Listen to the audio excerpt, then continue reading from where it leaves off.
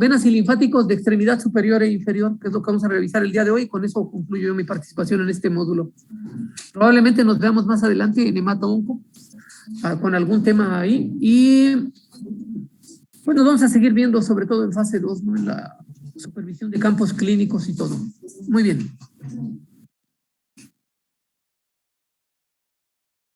En la práctica, que identificamos ahí aorta torácica, por lo menos la eminencia, ¿no? Y el tronco pulmonar. Vamos a revisar aquí las cosas que debemos saber. Vean ustedes, en cuanto a generalidades de la aorta, ya sabemos, aorta pues es la sangre venosa, sangre arteriosa, sangre oxigenada. Entonces, si es sangre oxigenada, pues parte del ventrículo izquierdo, ¿no? Al momento de la contracción, pues sale eyectada a través de las válvulas semilunares o sigmoideas hacia la aorta. Y de ahí se distribuye a toda la circulación sistémica o a la gran circulación. Su origen, ya sabemos, es la porción superior o posterior, de acuerdo a la posición anatómica del corazón, del ventrículo izquierdo. Y ya lo identificamos eso en la práctica. Emerge a la derecha y un poco atrás del tronco pulmonar, es ese entrecruzamiento que es la principal característica.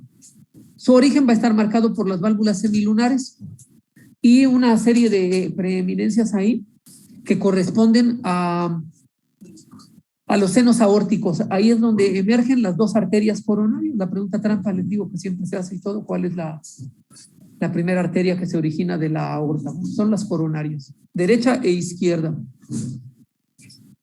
Como trayecto, decir que la aorta se dirige no en línea recta, sino más bien oblicua, arriba y a la derecha, ¿no? Hacia arriba y a la derecha. Y luego es francamente vertical para dirigirse de manera arqueada y formar el callado o arco aórtico del que emergen ya los troncos arteriales que ustedes conocen, el brachiocefálico y la subclavia y la yugular.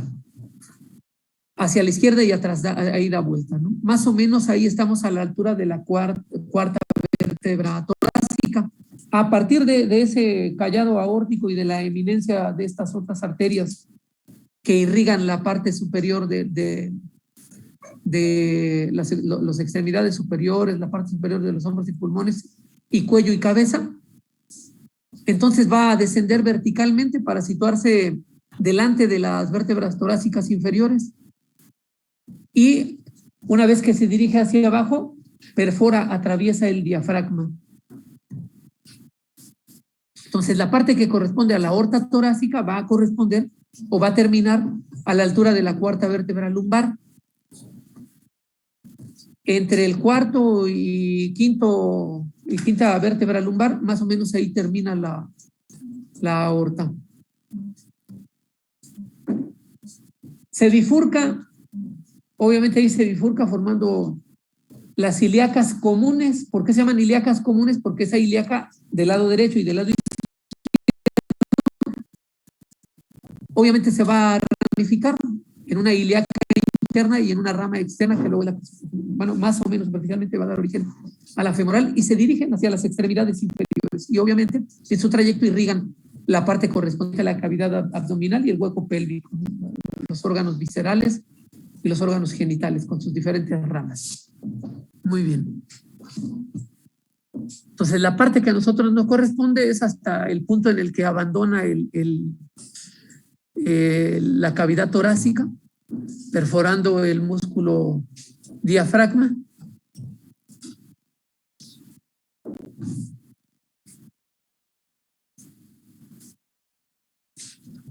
No sé si esto en la presentación que les pasé estaba incluido. Sí, creo que sí, ¿verdad? Sí, esto sí. Quizás al final ya nada más me prestan para pasarles lo de hoy de venas y linfáticos de miembro superior e inferior para que puedan tener ahí a mano.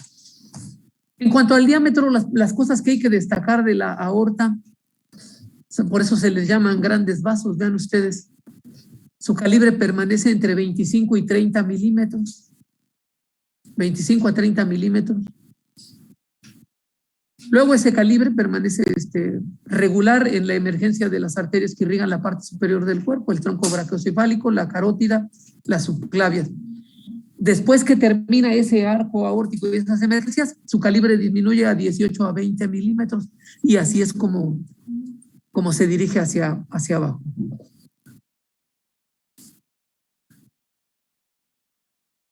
Entonces, de 25 a 30 milímetros pasa a un calibre de 18 a 20 milímetros. En cuanto a estructura, pues decir que, como vimos en la práctica, el corazón de cerdo, es una arteria de paredes gruesas y resistentes que puede estar fragilizada, cristalizada, estenosada por ateromas. Ateroma es la placa de lípidos que se forma en las paredes internas de las arterias. Puede ser susceptible de traumatismos y de romperse o fisurarse, ¿no? O bien por la presencia de estos aneurismas, que es un tipo de defecto en el endotelio de las arterias, que hacen que la pared se vuelva muy, muy delgada y por lo tanto se vuelva una especie como de globo, ¿no? Para efectos prácticos, ¿no? Los aneurismas no es más que eso, un defecto en el endotelio de las arterias que hace que la resistencia de la pared se vea minada y entonces la misma presión de la arteria hace que su pared se adelgace y se haga globosa y pues sufre riesgos de romperse. La mayoría de los accidentes cerebrovasculares de vasos arteriosos es la presencia de malformaciones arteriovenosas o de aneurismas. Y cuando se llegan a tronar, pues riegan sangre que irrita todo el parénquima del sistema nervioso central y bueno, con las consecuencias que ya ustedes conocen. Un paciente con una hemorragia intraparenquimatosa pues puede morir en el momento mismo de la ruptura de la arteria, ¿no? La aorta presenta muchas variaciones y eso es importante que lo sepan, muchas variaciones. Embriológicamente hablando, bueno, están relacionadas con el desarrollo del cuarto arco aórtico, que es de donde se deriva la aorta. ¿Y qué se puede reconocer como variantes? Pues el tronco arterio venoso, que va a haber un tronco común con la arteria pulmonar, o bien la transposición. De hecho, eso acompaña algunos síndromes. Por ejemplo, el de la trisomía 21, el DAM, puede acompañarse de... O el otro síndrome, ¿no? El de la tetralogía de Fallot, que seguramente ya les están nombrando o han empezado a escuchar a nombrar. Transposición de la aorta derecha, aortas dobles. Otro muy común es la persistencia del ductus arterioso, del conducto arterioso, esta reminiscencia de la comunicación interatrial en la vida uterina. Termina por no cerrar al nacimiento y puede permanecer, se llama persistencia del conducto arterioso. Así es. Y la aórtica también, el istmo aórtico, una vez que emergen los carótidas, subclavia, las arterias que van a la parte superior del cuerpo, hay un estrechamiento que se llama istmo. Si ese está demasiado estrecho, eso se considera coartación aórtica. Debe haber medidas y diámetros para eso. Quedamos que era entre 18 y 20 milímetros a la altura del istmo. Si nosotros en el estudio nos reportan 10 o 12 milímetros, bueno, es un estrechamiento significativo y eso puede suponer complicaciones, ¿no? Lo otro que hay que describirle, como siempre, a todos los órganos son sus relaciones. Esto es, qué estructuras vecinas le acompañan y cómo se une con ellas. Particularmente de la aorta, va a haber un grupo de relaciones de la estructura aórtica adentro de la bolsa pericárdica y otra relación por fuera de la bolsa pericárdica. De las intrapericárdicas, en el origen, bueno, ya los habíamos descrito más de una vez. Está relacionado con el tronco pulmonar, que está situado el origen de la aorta detrás del tronco pulmonar, ¿no? La porción ascendente va a presentar las dilataciones, que son los bulbos aórticos, que son esta región donde aparecen el origen de las arterias coronarias, y también el sitio de llegada va a ser vecindad con la aorta de la vena cardíaca magna, ¿no? El sitio de drenaje del corazón como tal, ¿no? Y evidentemente acompañándole al seno coronario, los vasos linfáticos y los nervios del plexo cardíaco. Todas esas estructuras que le dan sensibilidad, que le dan drenaje al corazón, pues van a estar en la vecindad de la aorta, en la correspondencia de las estructuras adentro de la bolsa pericárdica.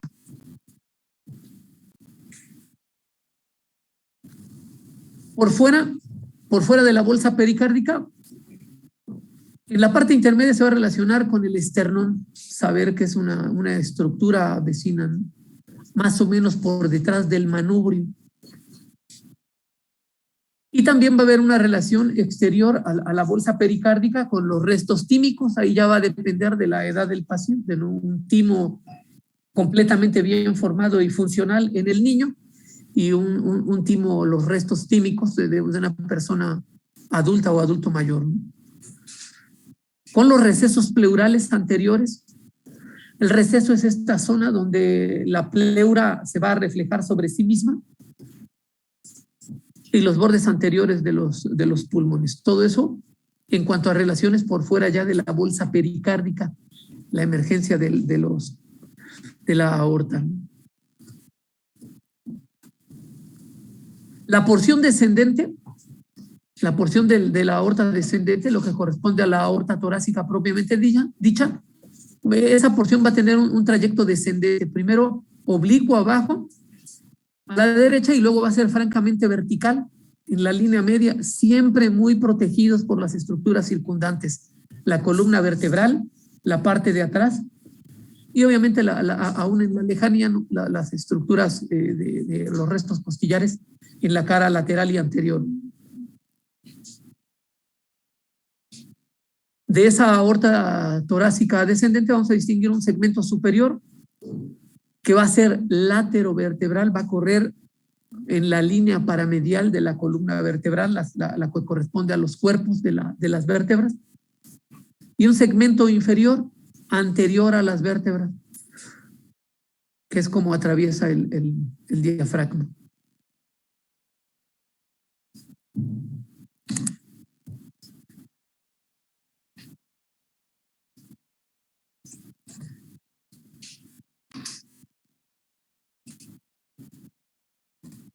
Eso es lo que hace a la aorta, la descripción de su porción torácica.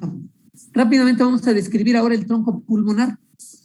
Igual el tronco pulmonar en su porción torácica.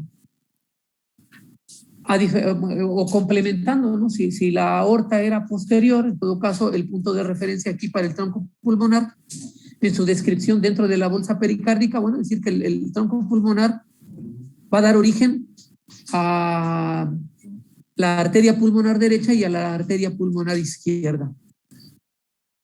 Es el sistema que conduce la circulación menor o la circulación pulmonar, que lleva la sangre desoxigenada o no oxigenada o carbooxigenada del ventrículo derecho a los pulmones, ¿no?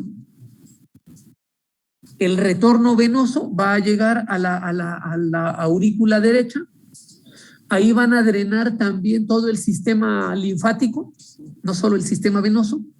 Esa mezcla de sangre y linfa desoxigenada es la que va a parar a los pulmones. Ahí en los pulmones se oxigena y retorna a través de las venas pulmonares, dos izquierdas, dos derechas, a la aurícula izquierda, en relajación. Pasa al ventrículo izquierdo y luego se va a la circulación sistémica.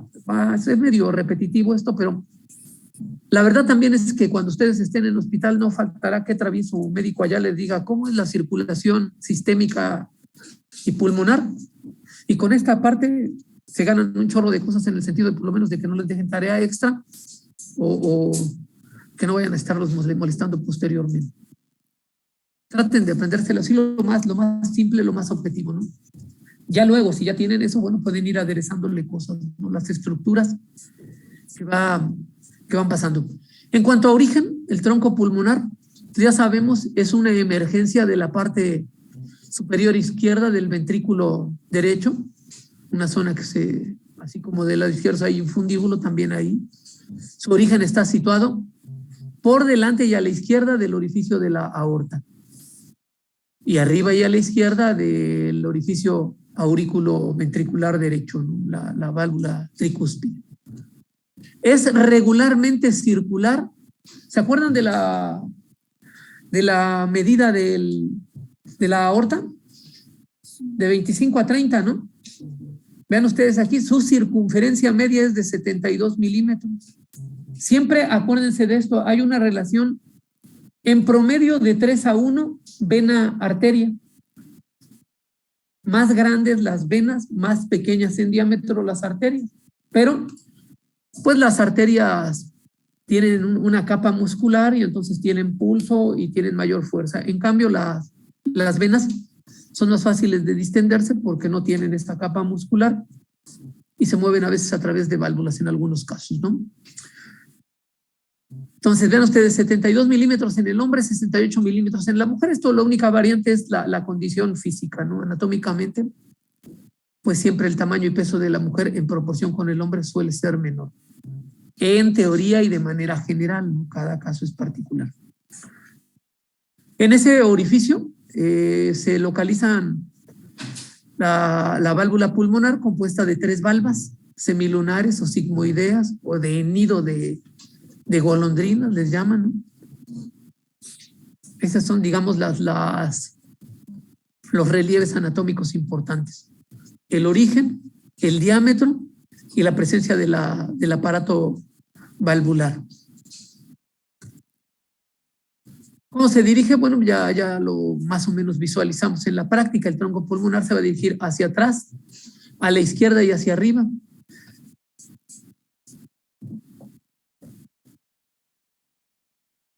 Rodea prácticamente a la aorta y de ahí la característica, ¿no? Vean ustedes, aquí tenemos, ¿no? De este lado acá surge la aorta donde estoy poniendo el cursor. Déjenme ver si puedo poner mejor una raya que se vea más porque luego ni se alcanza a distinguir. Aquí diríamos, aquí se dirige en este sentido el origen de la aorta, luego da vuelta, forma el callado, se dirige vertical hacia abajo y aquí dio la eminencia para los vasos arteriosos que irrigan la parte superior del cuerpo. En cambio, el tronco pulmonar, ese está aquí, vean ustedes, emerge aquí hacia atrás, se dirige hacia acá atrás y da las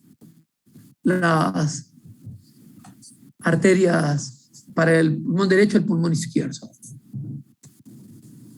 ¿Dónde termina el tronco pulmonar y cuáles son sus paredes? Termina bajo el arco aórtico, dividiéndose en 2 ramas terminales, esto que aquí en la imagen les mostraba yo aquí. Aparece aquí. Y se divide en 2 ramas, por supuesto, ¿no? Que es la que nos describe aquí, la arteria pulmonar del lado derecho y la arteria pulmonar del lado izquierdo.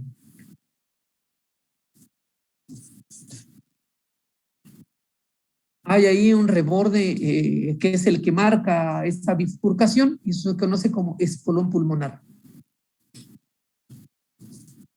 Es un vaso de calibre grueso, 30 milímetros aproximadamente, y sus paredes delgadas. La sangre circula a una presión muy reducida. Y como característica importante reconocer que el endotelio del tronco pulmonar es extremadamente sensible. Cuando hay un tromboembolismo pulmonar, es el primer sitio de dolor, pero es un dolor exquisito, difuso, que luego es poco identificable, ¿no? Muy distinto con el dolor retroexternal característico propio de los infartos a nivel de la coronaria, ¿no?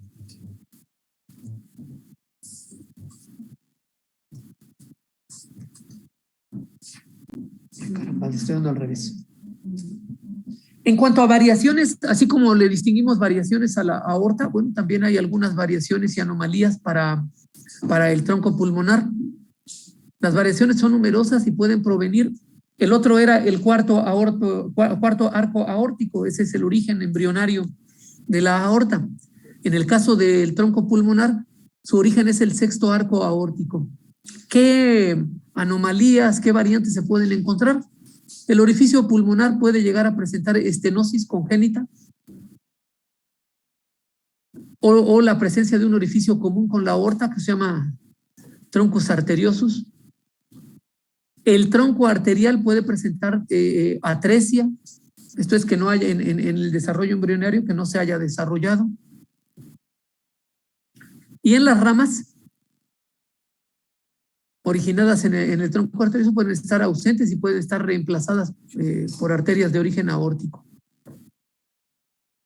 Lo más común en esas anomalías es que estén asociadas con comunicaciones, ya sea, comunicación es un espacio que permite que la sangre arterial y la sangre venosa se estén tocando. Y puede ser a nivel de los atrios o a nivel de los ventrículos. Y eso pues va a dar una característica clínica en el paciente. Son aquellos pacientes que padecen cianosis congénita.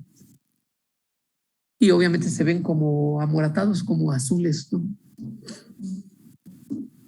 La persistencia de las comunicaciones interauriculares o interatriales, pues da una manifestación clínica característica, ¿no? La cianosis.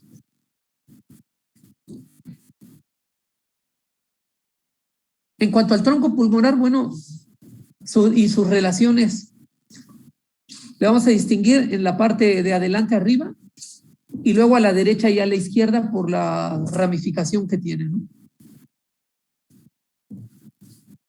En las relaciones anterosuperiores, de nuevo relacionado obviamente con la pared torácica a nivel del segundo espacio intercostal.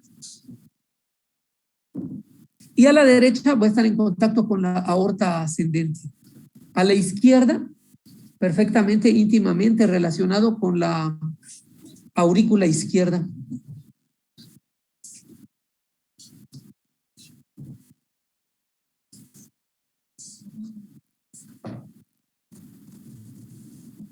Esta es una vista desde la cara izquierda del corazón y ahí estamos viendo el tronco pulmonar y sus ramificaciones, ¿no? La arteria pulmonar izquierda y la arteria pulmonar derecha. En cuanto a las relaciones abajo, atrás y abajo, solo el seno transverso lo separa de la aurícula izquierda. El seno transverso es el seno de drenaje de todas las venas del corazón. Y finalmente dos relaciones. ¿Con qué se relaciona la arteria pulmonar izquierda y la arteria pulmonar derecha una vez que se ramificaron del tronco pulmonar? La parte izquierda pareciera, como vimos aquí en la imagen, pareciera prolongar el tronco arterioso, es como si fuera una continuación del tronco pulmonar. ¿Sí? Eso dice el texto, vean, parece prolongar el tronco pulmonar. Es un segmento adentro de la bolsa pericárdica corto y se relaciona, pues obviamente, como vimos en la imagen, con las venas pulmonares izquierdas, ¿no? Aquí está y aquí están las venas pulmonares, que eso es lo que nos dice ahí la diapo, ¿no? Y la parte de la arteria pulmonar derecha, es decir, que obviamente por razones de anatomía es más larga.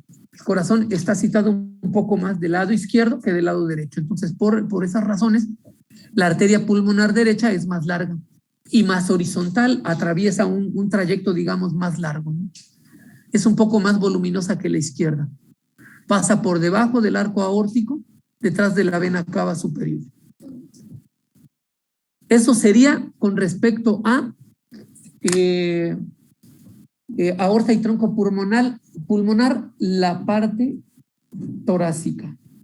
Entiendo que en otros momentos, si no es que ya, van a revisar las ramificaciones de arterias y venas por la parte superior e inferior del cuerpo. Bueno, hasta aquí esta parte y ahora vamos a revisar las venas y linfáticos de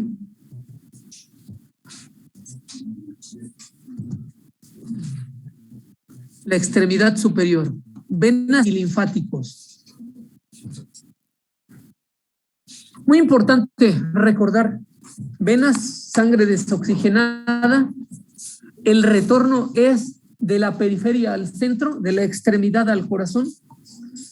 En cuanto al sistema venoso, solo sangre desoxigenada. El sistema linfático es el sistema de apoyo para todo el drenaje del líquido intersticial y sobre todo para la distribución de los lípidos de la dieta. Entonces, cualquier situación de líquido en exceso, el sistema que se encarga de drenarlo es el sistema linfático. La linfa y el líquido linfático son exactamente el mismo, la diferencia es dónde se ubican. Cuando el líquido está entre célula y célula, es líquido linfático. Una vez que entra a los vasos linfáticos, ahora se llama linfa, ¿no? Entonces, es exactamente la misma composición de líquido intersticial, únicamente dónde está ubicado. Ahora, para conocer y para desarrollar este tema, pues en teoría ya se supone que ustedes ya vieron arterias de extremidad superior y arterias de extremidad inferior. Las arterias, la circulación es del centro a la periferia, llevan la sangre oxigenada y los nutrientes, y la circulación de venas y linfáticos es de la periferia al centro, recogen la sangre desoxigenada, drenan el líquido intersticial y distribuyen los lípidos de la dieta. Esta es la función. Y vamos a ver ahora la descripción de venas y linfáticos de la extremidad superior y de la extremidad inferior. El texto todavía utiliza mucho el término miembros, pero ya va en desuso. El término más apropiado es extremidad. Extremidad superior, extremidad inferior. De hecho, hay algunos médicos más mendigos que en hospital les van a decir que miembros solo tenemos uno, ¿no? Y no reconocen ya como válido el término miembro, ¿no? Muy bien. Extremidad, así dice el miembro, dice el Tórtora, la Target todavía. Entonces, pues hay que considerar esas cosas. Híjole, vamos a brincarnos eso, ya lo platicamos si tenemos tiempo al final. Eso es lo que dice la carta descriptiva. Deben al final de la clase describir la anatomía macroscópica del sistema venoso y linfático, del miembro superior, sus principales vasos, las zonas de drenaje y los grupos ganglionares. La extremidad inferior reviste una característica importante. Todo el sistema de drenaje de la extremidad inferior, por lo menos el importante, el profundo, está dado en la región axilar. Drena la región del hombro, pero también drena la región de la cara anterior y posterior superior de la cavidad torácica. Por tanto, reviste un papel importante el conocimiento de esos ganglios, por ejemplo, en padecimientos como el cáncer de mama. Acá ustedes, después de esta plática, tienen que comprender muy bien por qué una persona, una mujer o un hombre, porque también hay cáncer de mama en hombres, por cada 100 casos de cáncer de mama en mujer hay 1 o 2 de hombres. Entonces les drenan la glándula mamaria y si están contaminados las cadenas ganglionares axilares en algo que se llama mastomía radical modificada, mastectomía radical modificada. Les quitan la glándula mamaria completa y las cadenas ganglionares. Una vez que les quiten las cadenas ganglionares, si no utilizan un manejo adecuado para el brazo, siempre van a tener el brazo edematizado. Vamos a ver por qué y van a comprender muy bien. Y antes de entrar a todos los temas, también recordar la diferencia más importante entre el sistema venoso de las extremidades superiores y de las inferiores es que las superiores no cuentan con válvulas, las venas, y las inferiores sí. Y eso también en la extremidad inferior da origen a ciertas patologías muy características, varices. Las varices no es otra cosa más que una mala función del aparato valvular en las extremidades inferiores, a consecuencia de un chorro de causas. pero la válvula es la que se abre. Entonces, vamos a revisar eso de manera general. No estaba preparado, pero sí tengo. ¿De quién es el negocio? Excelente, bueno, muy bien, saben ser ricos. Muy bien, eso es lo que dice, y la idea de conocerlo es eso. Hay un resto en la anatomía de las venas y arterias simpáticos. A veces existe mucha tentación por conocer la última vena y más delgadita. Está bien eso para el angiólogo. Hay una especialidad en medicina que es la angiología. De hecho, ustedes tienen chance con el maestro con Jesús, ¿qué es? ¿Fernández? ¿Sí viene o no? No lo conozco. ¿Todavía no? ¿Quién les está dando lo de vasos, venas y arterias? También, excelente. Sí, no, la chamba de definir eso es para el subespecialista. Con que nosotros conozcamos los principales y grandes vasos, eso es fundamental. En la extremidad también hay algunas cosas que se van a aprovechar característicamente de la distribución de arterias, venas y vasos para algunos procedimientos quirúrgicos.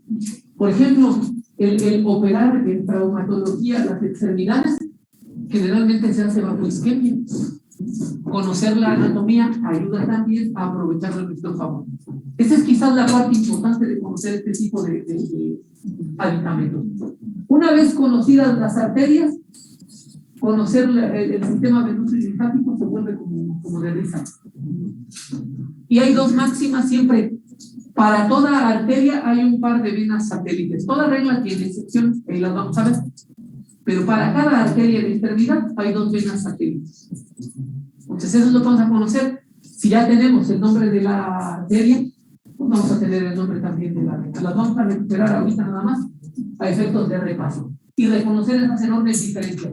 Extremidad superior sin válvula. Extremidad inferior con válvula. Y eso supone un buen de las diferencias significativas en la funcionalidad de cada uno. Ok. Recordar, otra parte importante. Anatómicamente ustedes en el aspecto de médico ya no pueden decir brazo y entender que es desde aquí hasta los dedos. Se acabó eso. Brazo es esta parte, antebrazo y mano. Mano, brazo, mano, antebrazo, brazo. La gente sí, coloquialmente nos puede decir, me duele el brazo. Si uno le empieza a explorar, aquí dice, no, acá. Dice, no, está bien, pues. Ella no tiene obligación, la persona, el paciente, la o el paciente no tiene una obligación de conocer. Pero nosotros sí. Y a la hora de reportar también, no podemos decir, como bien algunas de las historias clínicas, pero ya terminaré de salir. Sí, la voy a hacer una. Es una forma de irlo conociendo también ustedes. Entonces, no pueden poner dolor en el brazo. Pero uno tiene que especificar en qué parte del brazo. Brazo, antebrazo, mano, cara anterior, cara posterior. Si acaso región del codo, región de la muñeca, todavía más o menos válido. Muy bien. Venas del miembro superior, extremidad, de la también dice miembro, extremidad superior, divididas en una red superficial y una red profunda. Esa es la principal división. También en la extremidad inferior, una red superficial, una red profunda. Aquí un principio anatómico básico. Lo importante está profundo y protegido. Lo importante está profundo y protegido. Las arterias no son superficiales. Las arterias no son superficiales por obvias razones. Hago una cortadura en una vena, va a cerrar sola. Por ejemplo, el clásico accidente del Santiago, iba a decir el borrachazo, del Santiagazo. Se puso ahí el doctor Santiago, bien Santiago, y de repente estaba platicando, se dio un chilacayotazo en la frente, se quedó ahí tirado. Y grita la abuelita, atiendan o se va a desangrar. No, en absoluto. Las plaquetas van a hacer su chamba. Ahí tirado, se le va a coagular aquí, todo eso se va a tapar y listo. Pero si se le rompe a alguien o se le corta a alguien un vaso arterioso, pues sí hay que atenderlo. Hay que suturarlo porque el coágulo no es suficiente para contener la fuerza de la sangre arterial. Va a seguir tirando sangre y es cuando se vuelve necesario suturar. ¿Cómo distinguir sangre o una herida arteriosa de una venosa? Ustedes van a hacer hemostasia. La primera es hacer y apachurran 2 minutos. Si cuando sueltan ya no sale sangre de una vez. Pero si cuando sueltan vuelve a brotar la sangre, lo más seguro es que hay que estructurar. El único modo de cerrar una parte de es estructurar. Una vez está sola.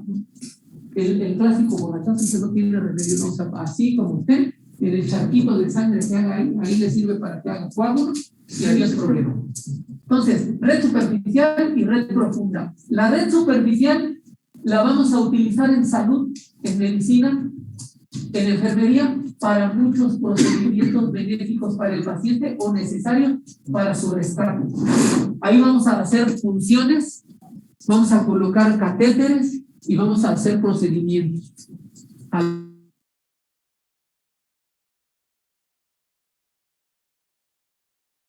Superficial y la red profunda, la red superficial y la red profunda van a estar bien comunicadas.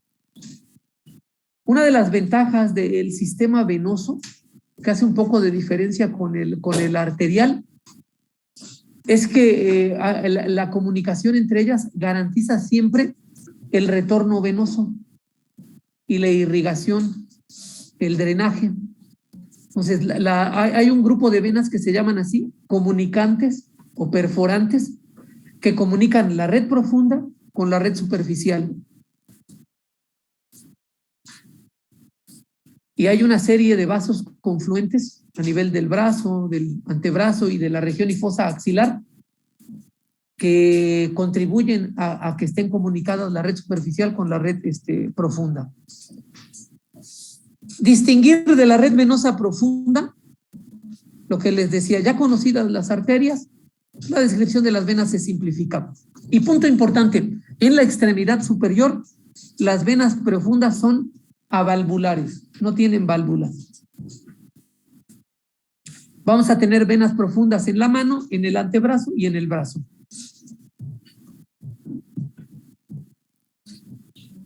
Cada arteria en general va a tener 2 venas satélites. Las venas satélites o colaterales acompañan a las arterias.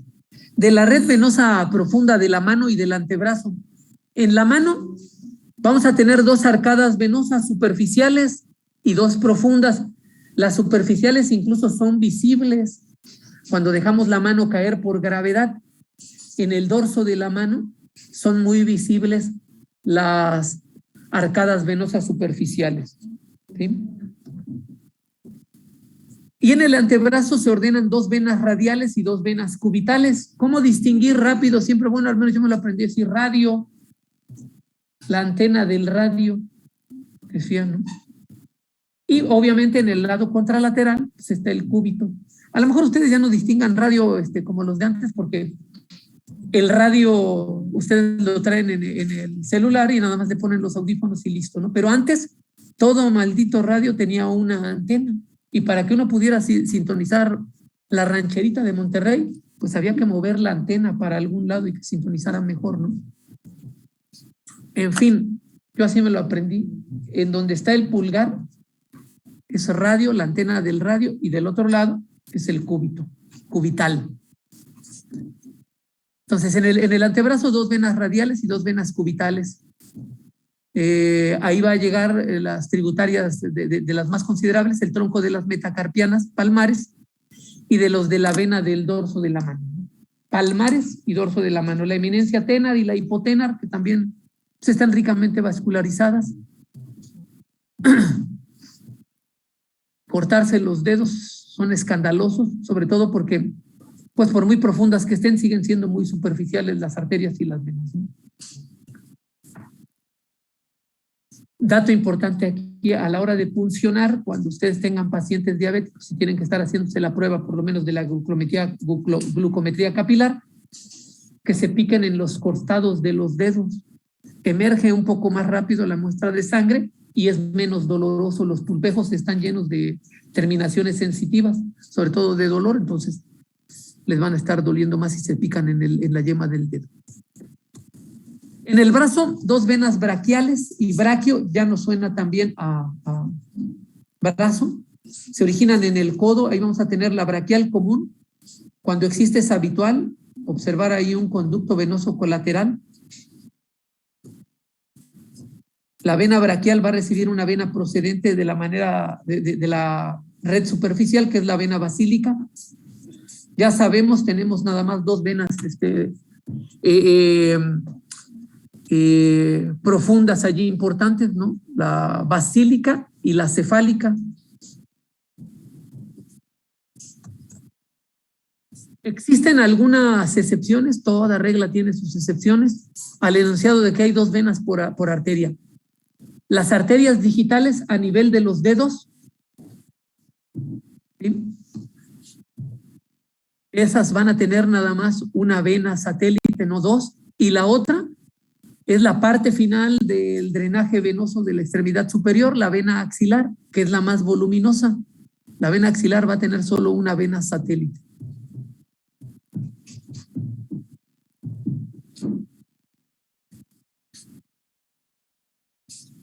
En cuanto a esto fue la red profunda. La red superficial, esa es la que va a revestir importancia, sobre todo a nivel de la región del codo en la cara anterior, que es donde se dibuja la M venosa. Ya la vamos a ver ahorita, y ahí es la que utilizamos como sitio de predilección para algunas punciones, tomas de muestras, colocación de catéteres. Es importante por eso nada más. Entonces, de la red venosa superficial, recordar, se van a comunicar por medio de venas perforantes que tampoco tienen válvulas con la red venosa profunda. Y se van a describir, obviamente, de la periferia al centro, a partir de los pulpejos de los dedos hasta la axila. De ahí, de cada arcada periungueal, peri es alrededor de la uña, periungueal, y una arcada del pulpejo, una arcada por el lado superior del dedo y una arcada por el lado inferior. Se anastomosan, se unen entre sí, formando un plexo, ¿sí? Y ahí vamos a distinguir las venas digitales colaterales en número de 2. Ahí está la arcada inferior, la arcada superior o la arcada del dorso y la arcada del pulpejo, la del lecho ungueal, y se van a unir en las líneas medias formando una vena digital o del dedo que va a ser lateral y otra medial, ¿no? Eso es lo que quiere decir esta diapositiva. Esas van a llegar a la raíz del dedo en la parte dorsal y terminan en la red venosa del dorso de la mano. En las personas delgadas son muy visibles, hombres y mujeres. En las personas que tienen sobrepeso u obesidad, bueno, el tejido graso hace que a veces se puedan llegar a perder. Es un reto también interesante, ¿no? Desde el punto de vista de personal de enfermería, poder canalizar a un paciente obeso hipotenso, ¿no? Es un reto bien cañón. Ahí les encargo, cuando ustedes vayan a hospital, hagan equipo con el personal de enfermería, vuélvanse sus amigos, les van a ayudar infinitas cosas. De hecho, en el ejercicio de la práctica médica, ustedes podrían vivir nada más de estar canalizando pacientes. Poca gente lo hace y muchos médicos no saben y pierden ahí un buen de ingresos por no saber algo tan simple como canalizar a un paciente. Dicen, esa es de enfermería. Quiero ver cuánto le pueden cobrar a un paciente simplemente que está todo crudote y la fiesta sigue, ¿no? Porque hay tornaboda y quiere estar bien. Pásenle unos sueros, un multivitamínico en 2 horas y van a ver. Y le pueden cobrar lo que quieran, ¿eh? Pagan contentísimos. Una imagen de ahí de la tarjeta Ruiz Liard, de la mano mostrando las venas digitales dorsales. Estas ramificaciones son muy fáciles, de la parte superficial son muy fáciles de encontrar y son sitios de predilección en las áreas de enfermería para la colocación de catéteres, ¿no? Se puede muy bien canalizar a una persona en esas partes. Es el sitio de predilección. Salvo que eso por alguna cuestión estuviera dañado, quemado, macerado o lesionado, pues se recurre a sitios más arriba. Muy bien. De las venas superficiales del dorso de la mano y de la palma, vean ustedes, forman un plexo. Un plexo es una especie de trenza con disposición muy variable también. No pretendamos con un solo esquema todas las manos, ¿no? Es muy variable. En general se reconocen 3 venas intermetacarpianas dorsales, 3 venas. 1, 2, 3, 1, 2, 3 venas dorsales intermetacarpianas reunidas en una arcada. El borde medial transcurre la quinta vena metacarpiana, que se llama salvatela, originada en el meñique. Esta. Aquí está, vena salvatela del meñique. Algunas todavía tienen nombre, pues, aunque les digo, los epónimos van también en desuso. En el borde lateral del dorso de la mano, la vena cefálica del pulgar, vuelvo a la imagen. Acá está, miren. Acá. Toda esta ramificación va a terminar en la vena cefálica del pulgar. Y que sigue ascendiendo con el mismo nombre, vena cefálica, al contrario de la basílica, ¿no? De las superficiales del brazo, que es donde quisiera remarcar un poco la importancia, las más importantes están situadas en la cara anterior y se describen ahí 3 venas. Una intermedia y las que ya conocemos a los lados. La vena cefálica del lado del radio, la vena basílica del lado del cúbito, formando la M venosa, este sitio también de predilección para la colocación de catéteres, canalizaciones y procedimientos. ¿Sí? Vean ustedes. Esta que está aquí es la M venosa.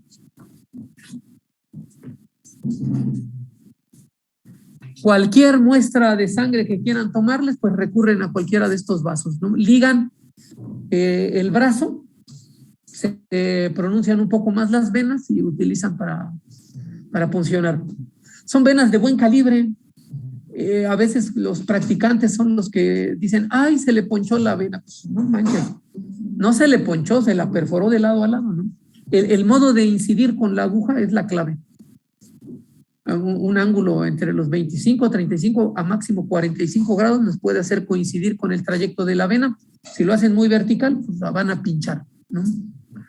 Esta es la parte de la M venosa. Y luego, obviamente, de donde está el radio, la vena cefálica más superior y la vena basílica. Recordar nada más que anatómicamente esas 2 venas, que son las principales, después del codo hacia arriba en el brazo, en lugar de continuar superficiales, se profundizan. Se profundizan y se dirigen hacia el hueco de la axila, donde juntas van a formar la vena braquial, la vena axilar. ¿Sí? Ok. Eso es lo que nos dice aquí, miren, a este nivel se dibuja la M venosa.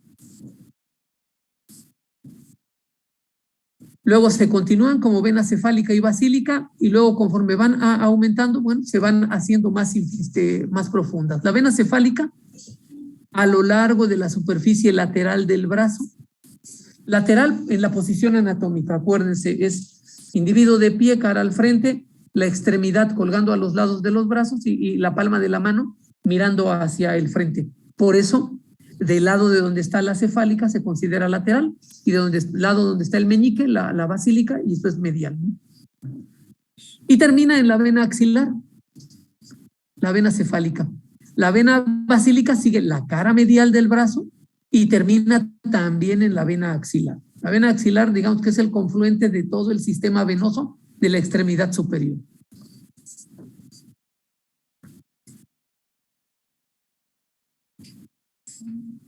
¿Listo?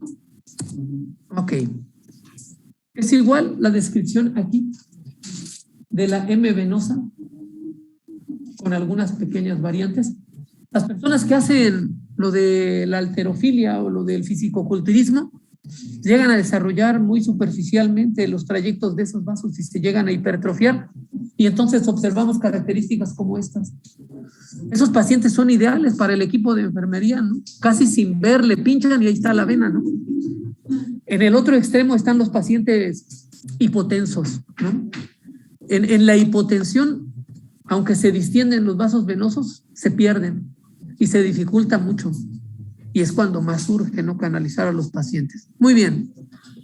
Importante del sistema venoso en la extremidad superior destacar la vena axilar. Es a donde llega, eso quiere decir resumir, a donde llega todo el retorno venoso de todas las redes precedentes, superficiales, profundas y comunicantes o perforantes.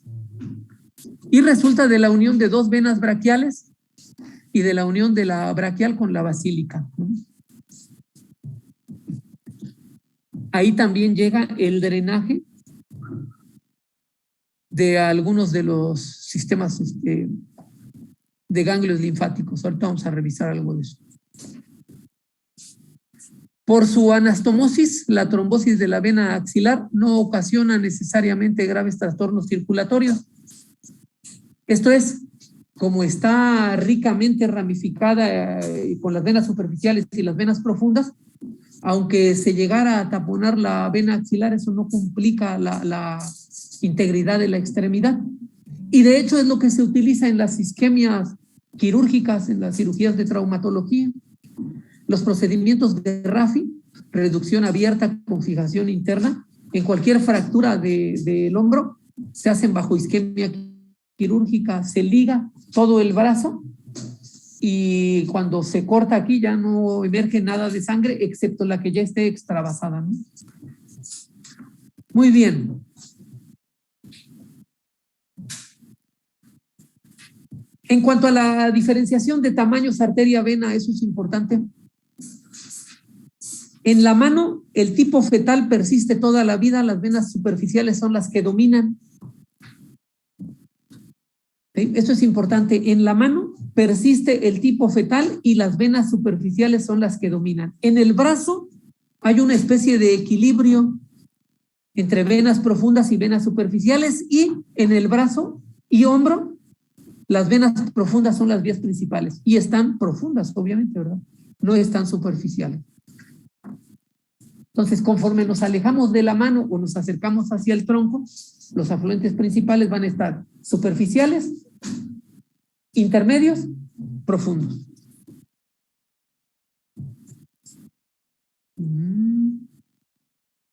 Ok, para explorar las venas en el ser vivo, ven ustedes, se puede evidenciar la red superficial colocando una ligadura elástica en la extremidad.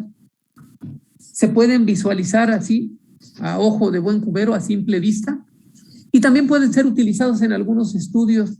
Se puede inocular alguna sustancia radioopaca y hacerse estudios de imagen, como es la flebografía, y poder visualizar si hay alguna parte estenosada o bloqueada completamente. Muchas de estas cosas ahora ya no se utilizan. Ha predominado más el uso del ultrasonido Doppler, y Doppler en color sobre todo, y ya se puede con un sensor nada más determinar si hay alguna parte que esté funcionando o bien que no lo esté haciendo, ¿no? De hecho es lo que comúnmente se utiliza ahora para determinar si hay alguna trombosis, ya sea arterial o venosa, y determinar en qué punto y en qué parte, ¿no? La parte de la medicina estética, también ahora aprovechando la forma en que se comunican las redes superficiales y profundas, pues utiliza esos apoyos para tratamientos de estética. Las mujeres, por ejemplo, que tienen telangiectasias, lo que coloquialmente les llaman arañitas, van con el médico estético, le dicen, mire, esto que tengo aquí no lo quiero. Entonces ese cuate agarra y les inyecta una sustancia y esclerosa esos pedazos. Parece un asunto de magia, ¿no? Les inyecta un liquidito, desaparece la arañita y se apoya la circulación venosa en la red comunicante, ¿no? No hay estudios todavía bueno, yo no conozco estudios de largo plazo que pase a futuro con esas venas estenosadas, ¿verdad?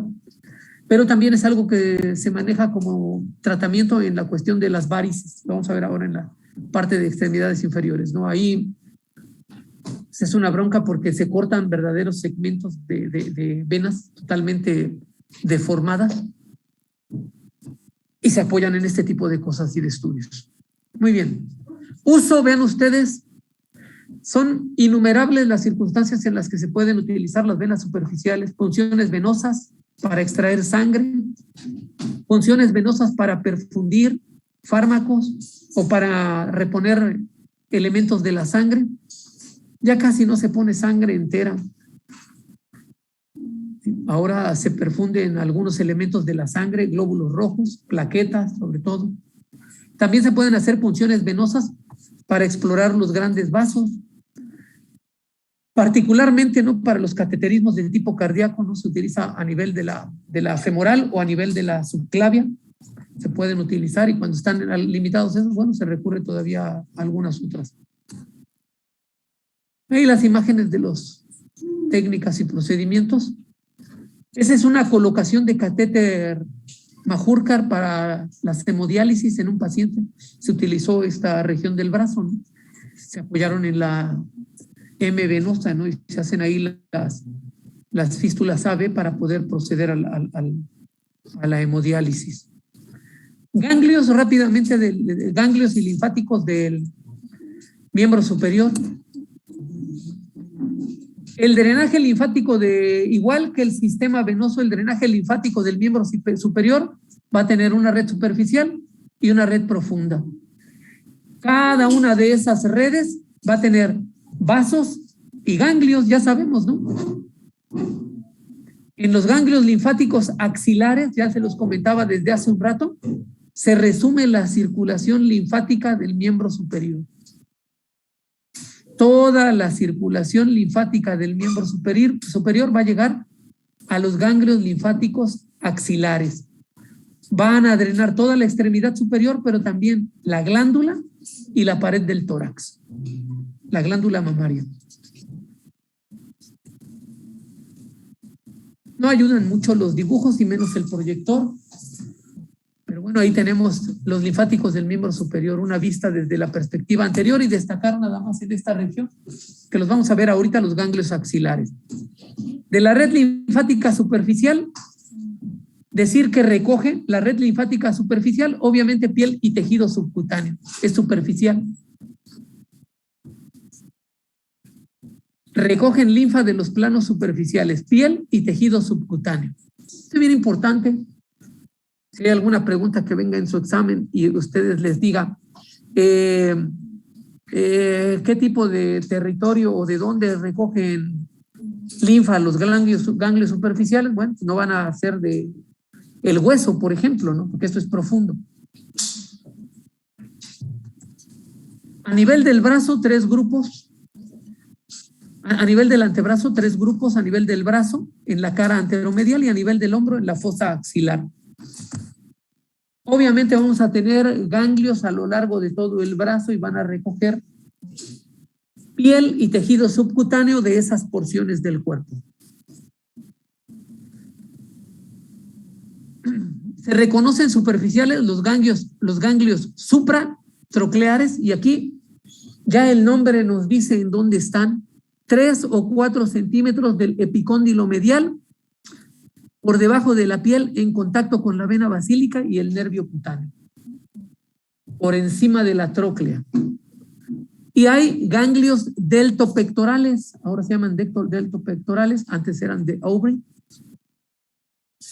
y van a drenar clavícula y algunas regiones del surco deltopectoral. Todos estos, los supratrocleares y los deltopectorales, drenan hacia la axila, y ahí es donde sí vamos a detenernos, porque esos son los importantes. Y esos forman parte de la red, los de la axila, de la red linfática profunda. Eso es importante.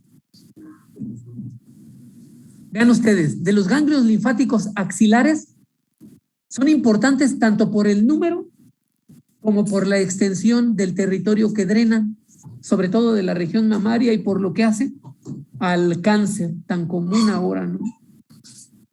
un promedio de 35 casos nuevos de cáncer de mama por cada 100,000 habitantes. 35 casos nuevos de cáncer de mama por cada 100,000 habitantes. Hay alrededor de 600,000 habitantes aquí en Celaya. Calculen cuántos nuevos casos de cánceres de mama habrá. 35 por 6. ¿Cuánto es? 200 días aproximadamente, ¿no?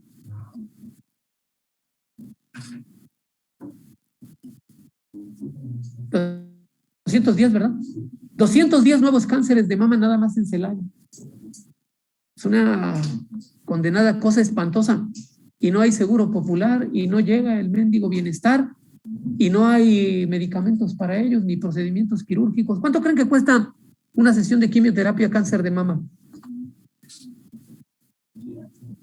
Más de 15. En gobierno anda en el orden de los 38,000. En particular lo que ellos quieran cobrar, obviamente, ¿verdad? Imagínense ustedes. Y hay pacientes que requieren entre 12 y 15 sesiones. Mendigo peje, ¿verdad? Pero bueno, vamos a estar como en Suecia y como en Canadá. Nomás no sabemos cuándo, pero vamos a estar. Bueno, los ganglios linfáticos axilares, importantes por su número y por su extensión y porque drenan la región mamaria. Se cuentan hundidos en el tejido célulo adiposo, alrededor de 30 ganglios, divididos en 5 grupos: apical, central, supraescapular y el que drena la parte anterior. Importante conocer esas cadenas ganglionares. Una treintena de ganglios, 5 grupos. Ahí están, miren: central, braquial, subescapular, este es el grupo pectoral y el apical. 1, 2, 3, 4 y 5. Cuando ustedes estén en gineco y les toque rotar patología de mama benigna, van a hacer tactos en la glándula mamaria y en la parte axilar. Y van a empezar a distinguir. Les va a tocar, eso es definitivo, ¿no se acuerdan? Y lo primero que les pregunta el doc que sea ahí en turno, les voy a decir: ¿qué cadenas ganglionares importantes están aquí? Entonces ustedes lo impresionan y le recetan estas 5: central, pectoral, subescapular, apical y braquial. Va a decir: órale. ¿Y como cuántos ganglios son entre todos? Como 30, no. Lo van a dejar con el ojo así cuadrado y les va a enseñar más cosas. Nomás acuérdense. Porque si le dicen: no, esos ni nos los enseñaron, el doc ni siquiera iba. Suele suceder, ¿no? Muy bien, ahí está, miren. Grupo ganglionar braquial. Y de esto es importante nada más el nombre y lo que drena. Recibe casi la totalidad de los vasos linfáticos de la extremidad superior. El ganglionar braquial. O lateral también se le conoce. Aquí está el otro, miren. El subescapular. Llegan vasos linfáticos del dorso de la nuca, de la cara posterior del hombro y a veces de la glándula mamaria. Ese es el subescapular. Ahí está el pectoral, que ese es importante por lo que venimos comentando. Los ganglios están agrupados alrededor de los vasos torácicos laterales contra el serrato anterior. ¿Cuántos ganglios hay entre el hombro y el pectoral? Eso ya pasó, ¿verdad? Y pasaron. Fue la introducción a la medicina. Bueno, se escalonan de la segunda a la sexta costilla y ven ustedes lo que drena: pared torácica, pared abdominal y especialmente glándula mamaria, de tal suerte que cuando alguien se siente una bolita aquí, el médico agarra y dice: ponga su mano aquí, descánsela sobre mi hombro, de haga fuerza y empieza a tocar. Y yo decía: ¿por qué le pica allá, no? La axila, guácalas, ¿no? Guácalas blancos, ahí están los ganglios, hay que sentirlo. Si está la bolita aquí y hay unas bolitas acá, pues. No, pero no me duele, doctor. Dice: no me duele, ya tiene tiempo que lo tengo y no me duele. Y entonces el médico dice: ching, ¿no? Ya chafió esto. Casi siempre lo que nos lleva al hospital es lo que nos duele, y lo que nos duele no es tan complicado como lo que nos duele. Muy bien. Ahí está el grupo pectoral, luego el grupo central. Vean ustedes el grupo central, 10 ganglios en el tejido célulo adiposo debajo del eje axilar. ¿Y qué drenan? Recibe eferentes de los precedentes, o sea, de el pectoral, y los dirige hacia el grupo siguiente. Es, digamos que de paso, esta estructura, el central es de paso. Y por último, el apical está situado alto, por eso es apical, arriba en el ápice. Ocupan el vértice de la fosa axilar, difíciles de alcanzar, de encontrar. Ya le meten uno los dedos hasta allá y el paciente se quita que dice, oiga, ¿no? Me pica, me duele, ¿no? Ten cuidado, pero si se justifica, porque hay patología de mama y sospechan de algo maligno, hay hacerlo, ¿no? Esos ganglios reciben vasos linfáticos de todos los grupos y drenan al tronco subclavio. Tronco subclavio, vena subclavia, va a vena cava superior, va al lado derecho del cuerpo para eso oxígeno y va a dar la vuelta, como todo lo demás. Ahí está una imagen de la tarea también espantosa, no sé qué, pero son los mismos grupos: apical, central, pectoral, ¿no? Eso es importante de estas cosas. En condiciones normales, ni los vasos ni los ganglios linfáticos son visibles ni palpables. En condiciones normales, los ganglios no son ni visibles ni palpables. Si nosotros tocamos un ganglio es porque está aumentado de tamaño. Y está trabajando. Forma parte del sistema inmune, algo lo irritó y por eso está aumentado de tamaño. Si duele y está irritado y sospecha uno de algún proceso infeccioso, inflamatorio, traumatismo, bueno, se da el manejo y todo, ¿no? Pero si no duele, pues se obliga a una revisión más exhaustiva, ¿no? En los sujetos delgados se pueden percibir algunos que se sienten rodar sobre el plano resistente de la pared torácica. Miren, el texto dice que alrededor de unos 12 milímetros, menos de un centímetro, entre 5 y 6 milímetros las bolitas, ¿no? ¿Por qué es importante? Porque es importante la revisión de las cadenas ganglionares. Vean ustedes, en estado patológico no sucede lo mismo. La inflamación pone en evidencia cordones rojos, tumefactos y dolorosos, y entonces hablaríamos de una linfangitis. Los ganglios linfáticos están inflamados y dolorosos. Y pueden ser también tumores malignos. En primer lugar, los de mama se propagan a los ganglios linfáticos axilares. Y si se tienen que extirpar en los procedimientos quirúrgicos,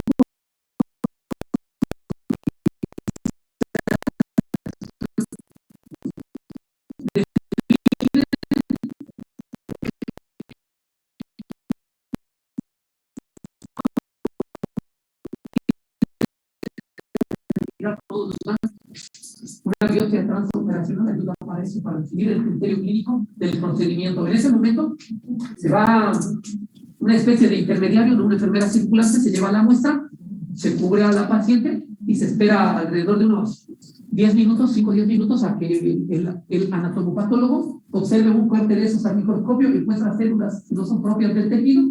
Dice, sí, hay que retirar las cadenas ganglionares. Y se larga la película y además todo.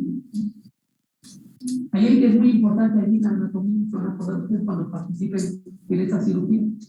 Se quitan todos los tejidos de ganglios hasta que quedan nada más la vena y la arteria axilar ahí juntas, y uno ve cómo pulsa la arteria axilar, ¿no? Fíjate, la bronca es mayúscula.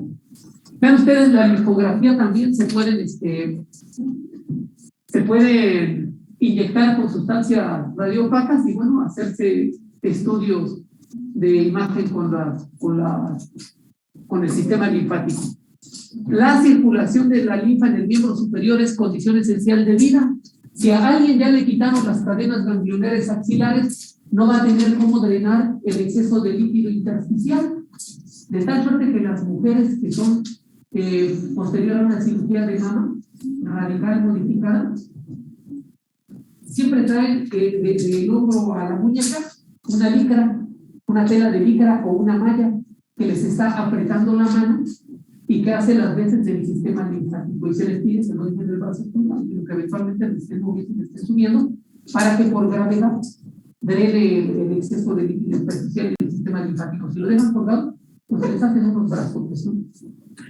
El edema del miembro superior, que es de difícil corrección.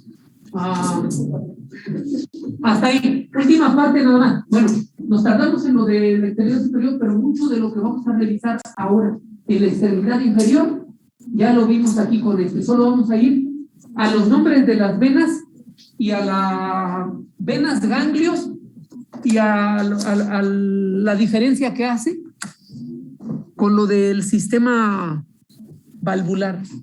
¿Se acuerdan de las válvulas unidireccionales? Bueno, las válvulas unidireccionales son la característica de las extremidades inferiores. Tienen válvulas así en este sentido. De modo que dejan pasar la sangre hacia arriba, pero cuando la sangre quiere regresar, pues se cierra la válvula. Y sube otra vez y baja. ¿Cómo se activan esas válvulas? Con el movimiento. Cuando nosotros caminamos, estamos accionando. Si nosotros no nos movemos y estamos todo el día sentadotes, pues obviamente en algún momento eso nos va a pasar consecuencias. Última parte.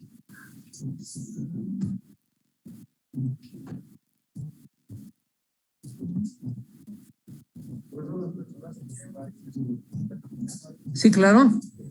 No se recomienda que permanezcan de pie mucho tiempo. Cuando ustedes empiecen a ir a hospitales, como ahora ya lo están haciendo sus compañeros, de verdad no es juego. Consíganse sus medias de licra. A veces estar parado en un procedimiento son hasta 7, 8 horas. Si ya están en el internado, en las cirugías, por ejemplo, de neuro, empiezan a las 3, terminan hasta las 11 o 12 de la noche. Imagínense parados ahí. Entonces, ¿cómo trabajan? Con compresión, nada más. Ok, rápidamente venas y linfáticos del miembro inferior tenemos 4 horas todavía, ¿verdad? Bueno, a ver, ¿cuánto es? 20 minutos, a ver si lo logramos en 20 minutos. Atentos, 20 minutos, a ver si lo logramos en los antes. Eso es lo que dice la carta del sentido del discurso de que yo insista en eso, pero ustedes no están pidiendo eso, pues pueden enseñarles menos y a la hora de los exámenes es complicación. Tienen que, al término, ser capaces entonces del sistema venoso y linfático del miembro inferior y los principales vasos, zonas de drenaje y grupos ganglionares. Les digo, es casi lo mismo, solo vamos a detenernos en las diferencias que hacen a extremidad superior, extremidad inferior. Ahí está muy bien. Igual, ¿se acuerdan de la mano? Hay una red profunda y una red superficial. La diferencia, las venas, el sistema venoso de las piernas, de las extremidades inferiores, eso tiene válvula. Y todo lo de la mano era avalvular. Esa es la primera diferencia importante. La extremidad inferior es con válvula. Válvulas unidireccionales. Y aquí el detalle importante es que la circulación del sistema venoso es contra la gravedad. Por eso corre el riesgo de que pueda colapsar en cualquier momento. Sobre todo si no le damos el mantenimiento o los cuidados adecuados. Entonces, una cosa es que vaya la vena hacia arriba y otra cosa es que la vena empieza a sufrir para poder ir hacia arriba. El camino de ser lineal se vuelve tortuoso. Y una vez que se vuelve tortuoso, ya nada más se empieza a ensanchar. Y ahora en lugar de vena se llama varice. Una bronca. Cuando se llegan a romper alguna varice, son escandalosamente complicadas de resolver, porque tiran sangre. El diámetro de la vena se ensancha de manera tal, a diferencia de una vena en condiciones sanas, que casi con hacerle presión, el coágulo funciona. Acá no. Es tan grande la pared y sobre todo cuando tienen problemas agregados, entonces se les forman úlceras por gravedad, sobre todo a la altura de los tobillos, de los malleolos laterales, y y se llegan a romper, te acabas un hilo de sutura y ya le pegaste de un lado, pero ahora se rompió del otro y ahí vas para el otro lado. Nada, por los pacientes, ¿no? Porque está disminuida la sensibilidad, es quizás la única ventaja. Pueden estar cosiendo y casi no se quejan de dolor, pero están tiritizando. En fin, la red venosa profunda, rápidamente de la red venosa profunda, igual que en el caso del brazo, el nombre de las venas va a ser el de las arterias. Llevan el nombre de las arterias que las acompañan. Igual, hay 2 venas por cada arteria. Arteria cefálica, arteria basílica, quedan en el brazo. Acá vamos a tener arteria femoral, vamos a tener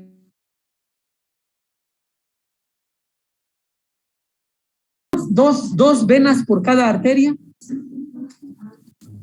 alrededor de las colaterales. Entonces ya sabemos, acompañando a la arteria ilíaca interna y glútea superior. Ya sabemos la aorta abdominal, luego se bifurca en ilíaca común, luego ilíaca interna, ilíaca externa. La ilíaca externa da la rama de la femoral, que es la que principalmente irriga las extremidades inferiores. Ok. En general, insistimos, basta conocer las arterias del miembro inferior para conocer las venas profundas, las profundas. Igual que las arterias, vamos a tener un sistema dorsal anterior y un sistema plantar o posterior. Como en la mano, una rama palmar, una rama dorsal. Acá es plantar en lugar de palmar. Y luego los sitios de confluencia, si en la mano eran los costados o las partes laterales, es igual en el pie. Vamos a tener una arcada que se junta en una red venosa dorsal del pie y una venosa plantar, y se van a dirigir a los costados, ¿no? Por las venas plantares mediales y plantares laterales, que van a drenar sitios de la digital plantar, los metatarsianos, el arco y la red plantar. Esos, a su vez, conforme van ascendiendo, van a ir a 2 venas tibiales posteriores y 2 venas peroneas, la cara medial y la cara lateral. Eso es para recordar nada más cómo se ramifica la aorta abdominal en las ilíacas comunes, una ilíaca externa, una ilíaca interna, y luego sus ramificaciones que van a dar a la arteria femoral, a la arteria poplitea, una arteria tibial anterior y una arteria peronea, que luego van a ramificarse al final en el pie. Bueno, ese es el trayecto del centro a la periferia. Es igual en el venoso, nada más que ahora va de la periferia hacia el corazón. Igual que arriba había venas comunicantes, acá se llaman perforantes, los que van a comunicar las venas profundas, ¿no? Los 2 sistemas anterior y posterior van a tener venas perforantes interóseas.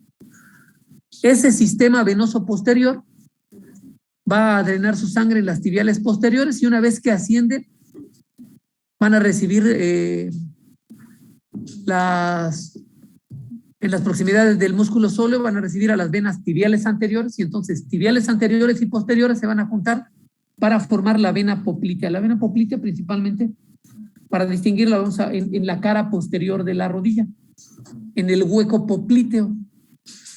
Ahí vamos a distinguir la arteria poplitea, la vena poplitea.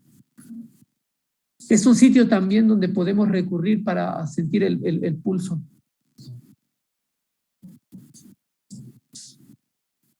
La vena poplitea, ven ustedes, satélite de la arteria del mismo nombre, comienza en el arco tendinoso del sóleo y va a terminar en el hiato aductor. En su trayecto va a recibir a las venas de los músculos gastrocnemios, gemelos, y también de la vena safena menor, que va a pertenecer a la red superficial. La vena safena menor y la vena safena mayor pertenecen a la red superficial. Los vamos a ver ahorita. Ahorita estamos con la parte profunda. Hay una imagen la target en la región del hueco popliteo, que nos muestra no solo las arterias y venas, sino también los ramos nerviosos correspondientes.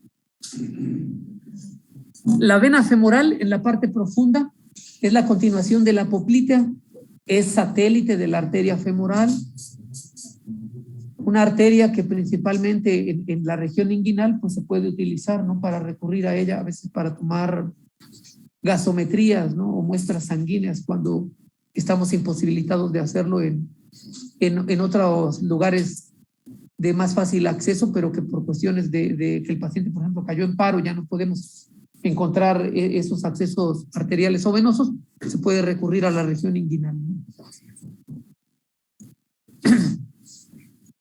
Es satélite entonces la vena femoral de la arteria femoral y va del hiato aductor hasta el ligamento inguinal, que es el sitio en donde recurrimos a veces para hacer alguna toma de muestra o algún cateterismo. Las tributarias de la vena femoral a menudo difieren de la descripción que hay en los libros, o sea, son más las variantes que el conducto que se describe luego en los libros, ¿no? Ahí está la región inguinal con la arteria y vena femoral y el nervio correspondiente también, nervio femoral. De las venas posteriores del muslo, recordar también ahí las venas glúteas, músculos glúteos, ¿no? Tres músculos principales y todos esos ricamente vascularizados. La vena glútea inferior o isquiática, que nace de afluentes musculares posteriores y que va a terminar en la ilíaca interna. La vena glútea superior, que también termina en la vena ilíaca interna. Vena glútea inferior y glútea superior, las dos terminan en la ilíaca interna. Características bien comunes, esto es lo importante de esta parte, bien comunes para las venas de la red profunda. Tienen válvulas y aquí es importante a veces incluso más o menos conocer cuántas válvulas en cada uno. Poseen válvulas, sobre todo las de las venas de la pierna. Hay válvulas poplíteas y femorales, más o menos 3 o 4. Aseguran una circulación muy activa a través del movimiento de los músculos, la deambulación. La recomendación para los pacientes que acaban de pasar por un procedimiento quirúrgico de deambulación temprana, esto es que una vez que terminó la operación, repose nada más el periodo posanestésico reglamentario y que empiecen a caminar, es para evitar que estas venas formen trombos que luego se desprendan, se llaman émbolos, y que viajen a pulmones, corazón o cerebro. La éstasis, un riesgo de la éstasis venosa es la formación de trombos, de coágulos. ¿Sí? La sangre, si no circula, dicen, ah, carajo, creo que me toca hacer coágulos, y ahí vienen las broncas. Cuando vuelve a circular, se desprenden de las extremidades inferiores y viajan a pulmón, corazón, riñones o cerebro, ¿no? Y se pone la bronca, pero bien buena. Por eso, a todos los pacientes postoperados se les recomienda caminar pronto. El caminar empieza a dar movimiento para que circule el sistema venoso y se evite la éstasis y la formación de trombos. De la red venosa superficial, aquí ya que ya casi terminamos, nada más vamos a recordar la vena safena menor y la vena safena magna. Safena menor o peronea o lateral y safena magna o medial. Ahorita vamos a verlas. La red venosa superficial es muy rica, está por debajo del tejido celular subcutáneo, termina a la piel, epidermis, dermis, hipodermis, lo que sigue es tejido celular subcutáneo. Está originada en el pie y la red superficial se va a resumir en dos sistemas colectores, la vena safena menor y la vena safena magna. Estas son las que comúnmente en los pacientes que tienen problemas circulatorios hacen úlceras, se les rompen y es una bronca estarlos suturando. Ahí sí tiran un buen de sangre, ¿no? Y cuando digo un buen, aunque es sangre desoxigenada, estaríamos hablando de aproximadamente unos 300, 600 mililitros ahí en el área de urgencias Y no falta que ya luego vengan y digan, ¿le hablamos al cirujano? Pues sí, ¿no? Porque esto no cede, ¿no? En la planta del pie las venas son numerosas. Lateralmente terminan igual que la profunda en dos venas marginales porque van en los márgenes, en las orillas, una del lado lateral, otra del lado medial. Y atrás se continúan con las venas superficiales de la pierna. Van a formar arcos, un arco dorsal medial, un arco dorsal lateral, todo con miras a ir mejorando el calibre de la vena y mejorando el sistema de drenaje. Vean ustedes la ramificación de las venas. Esto que está aquí es por la planta del pie y esto que está aquí es por el dorso, algo parecido más o menos a la palma de la mano y el dorso de la mano. Nada más que en el caso de la mano son más llamativas y voluminosas la red superficial, la dorsal, que la plantar, y aquí igual pueden ser más notorias las superficiales, pero en la parte de la planta del pie también están ricamente vascularizados. Por eso pisamos un pedacito de vidrio y también es una mendiga bronca, ¿no? Donde quiera que vamos pisando, vamos dejando la mancha de sangre. Imagínense ustedes, toda la fuerza del organismo y el peso ahí haciendo presión y va saliendo obviamente la sangre. La vena safena menor, importante conocer siempre de ella. ¿En dónde nace? En la vena dorsal lateral. Acuérdense, posición anatómica, el paciente está de pie lateral, medial. Pues. En la parte lateral, ahí nace, por detrás del maleolo lateral, se puede palpar incluso superficialmente por detrás del hueso del tobillo que comúnmente le llamamos, el maleolo. Que el paciente diga tobillos, ¿verdad? No estamos obligados a decir maleolo. Maleolo medial, maleolo lateral. Y luego, ¿cómo se dirige? Vean ustedes, perfora la fascia superficial, llega a la vena poplite, bla, bla, bla, termina en la vena safena magna. Arriba se une a la safena magna y terminan en la vena femoral, las dos. La safena magna, primero se une la safena menor a la safena magna y luego la safena magna llega a la vena femoral. Ese es el trayecto, ahorita lo vamos a ver. Nace en la vena dorsal lateral, pasa detrás del maleolo, llega a la vena poplitea y termina en la vena safena magna, algo por debajo de su terminación en la vena femoral.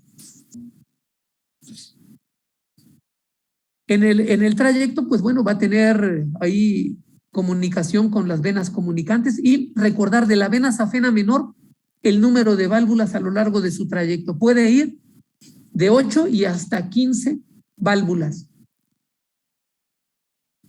De 8 y hasta 15 válvulas a lo largo del trayecto la vena safena menor.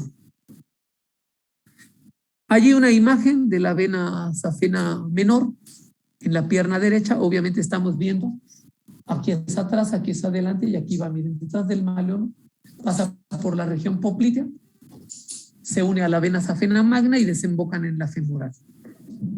La safena magna o safena interna, interna porque está en la cara interna de la pierna o en la línea medial, o acá o aquí. Muy bien. Safena magna o safena interna se origina por delante del maleolo medial, ahora es el tobillo, pero en la cara interna del pie. Y vean ustedes, termina en la vena femoral.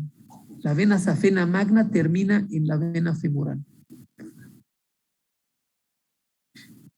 ¿Dónde nace y dónde termina? El número de válvulas, vean ustedes, la vena safena magna, bueno, saber también que aumenta poco a poco de volumen conforme va ascendiendo, se va haciendo un poco más ancha. Pero importante, también tiene numerosas válvulas, alrededor de unos 12 pares escalonadas a lo largo de todo su curso. Algo que no distinguíamos en la basílica, en la cefálica, que se profundiza, ¿no? en la vena axilar, ¿no? Acá hay válvulas. Y ahí el trayecto, vean ustedes, esto sería la parte que corresponde al maleolo, ahí asciende por la cara interna del muslo hasta llegar a desembocar finalmente arriba en la vena femoral. ¿Vale? Tienen válvulas, incluso las comunicantes, vamos a encontrarles válvulas. Lo importante de las válvulas es porque lucha contra la gravedad. Tiene que ascender y el único modo es que la válvula esté empujando, ¿no? Empuja la sangre hacia arriba, cuando la sangre quiere regresar, se colapsa la válvula y ya no puede, porque ahí viene el otro empujón con el siguiente movimiento, ¿no? Siempre después de una operación corren riesgos de que se puedan formar trombos, por eso se les manda deambular pronto. Ahí es donde aparecen las varices, que ya les he dicho, vean ustedes, las válvulas se oponen al reflujo de la sangre venosa. Cuando hay disfunción en las válvulas o faltan, pues aparecen las varices, que no es otra cosa más que el ensanchamiento tortuoso y anómalo de una vena, ¿no?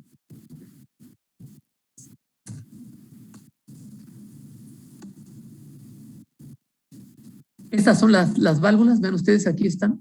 El flujo va hacia allá y cuando la sangre quiere regresar, colapsan las válvulas y evitan que regrese.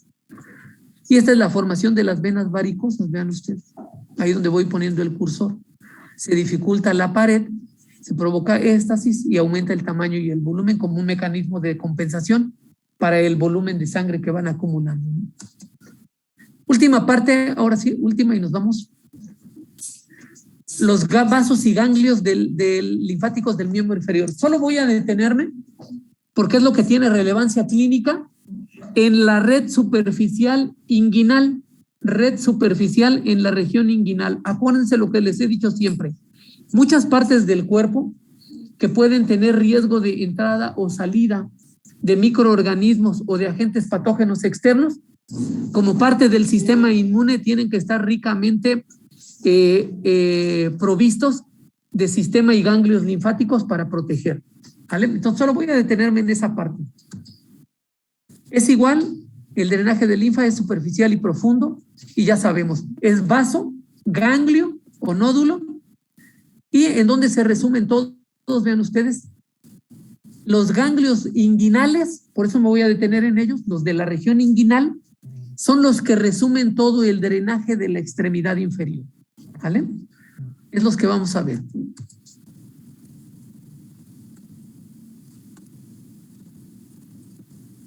Aquí están.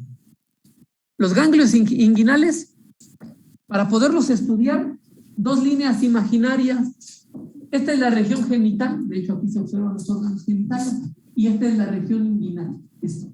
Se traza una raya vertical y una raya horizontal, y entonces vamos a tener una zona medial, una zona lateral. Ganglios superolaterales, superomediales, inferolaterales, inferomediales. ¿Qué es lo que describe el texto? Los vamos a ver aquí y ya es lo último, se los prometo.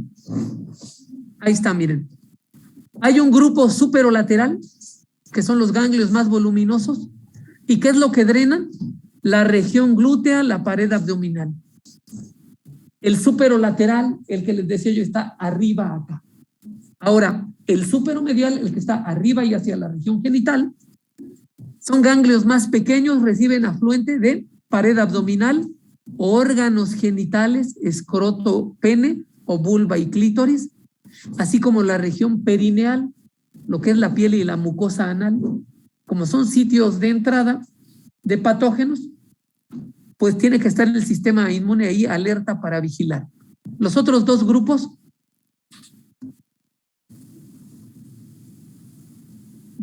inferiores están aquí arriba, lateral y medial, vean ustedes, están dispuestos en sentido vertical y reciben vasos linfáticos superficiales del miembro inferior. Estos son los que drenan de la pierna. Los otros va a ser la región glútea y genital. Esa es la distribución de esos. De la parte profunda, de la red linfática profunda, esos drenan músculos, nervios y hueso. Igual que en el brazo, los ganglios inguinales en estado normal, solo los inguinales superficiales son palpables, sobre todo en individuos delgados. Un individuo, hombre o mujer obeso, no le vamos a sentir nada. El tejido graso es lo que puede impedirnos llegar a ellos. En estado patológico, bueno, nos hablan de diferentes patologías. linfangitis, si solo es el ganglio, o bien cuando hay enfermedades de transmisión sexual, los ganglios inguinales superficiales pueden estar alterados, ¿vale? Hay unas imágenes de alteraciones. La que les pongo aquí, esa es la que corresponde cuando a una persona le hicieron exéresis o mastectomía radical modificada, no tiene glándula mamaria derecha, y vean ustedes la liga que debe usar para evitar esto. Vean el brazo izquierdo y vean el otro edematoso. Miren, miren. Bien. Es lo último eso. De